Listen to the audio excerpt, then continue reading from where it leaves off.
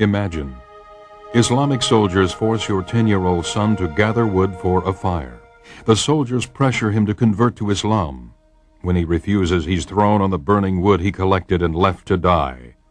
They told me I would be released if I became a Muslim. I told them that was not possible. I am a Christian, so they threw me on the fire.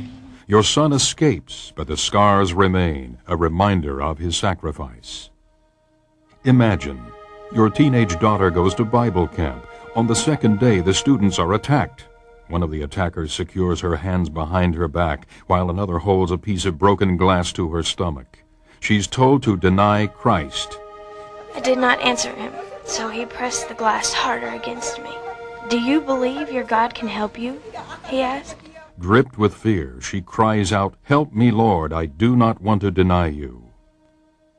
Imagine, your pastor has refused to register his church with the government. During the service, he's dragged from the church and beaten by the local police. When the officers find a Bible hidden in his shirt, he's beaten with it. After returning home, I felt pain all over my body. It was almost numb at the beginning, but later became so painful that I could not sleep. It is the 5th time he's been arrested. If he's caught again, the police say they will kill him. Every day, thousands of Christians are persecuted for their faith. Hundreds are martyred, about one every 3 minutes. They're not heroes or statistics, they're family. In over 40 nations around the globe, our family is assaulted for their testimony of Jesus Christ. In most instances, the persecution could have been averted if they had simply denied Christ. But they didn't, and they won't. In Sudan, an Islamic army set on jihad, or holy war, has systematically targeted Christians. Death and suffering can be seen throughout the countryside.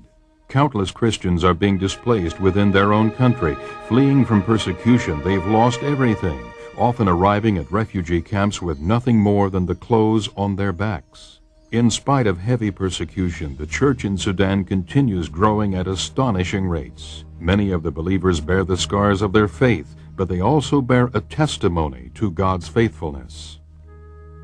Over 500 churches have been destroyed in Indonesia. On the island of Ambon, Christians have been massacred in a so-called religious cleansing by radical Muslims. Facing increased persecution, pastors in Jakarta have encouraged their congregations to stand firm, confident that their suffering is a prelude to coming revival. With the fall of communism in Eastern Europe, many have hailed its defeat. But Christians in North Korea, Vietnam, Laos, or China would disagree. Hmong villagers have been imprisoned in Vietnam and Laos after converting to Christianity. Some have had boiling water poured down their throats for simply possessing a Bible in their own language. The Hmong tribe is the largest in Southeast Asia, numbering 10 million. Meeting secretly in homes, more than 2 million have recently committed their lives to Christ. The persecution facing our brothers and sisters is not a human tragedy. It's a spiritual reality facing the body of Christ. We may not be able to stop the attacks, but we can ease their pain. Through prayer, encouragement, and practical assistance, we can fellowship in their suffering. We can show them that they are not forgotten. It's hard to ignore their pain after you hear their cries. Pada saat itu benar-benar kita semua teriak, Tuhan tolong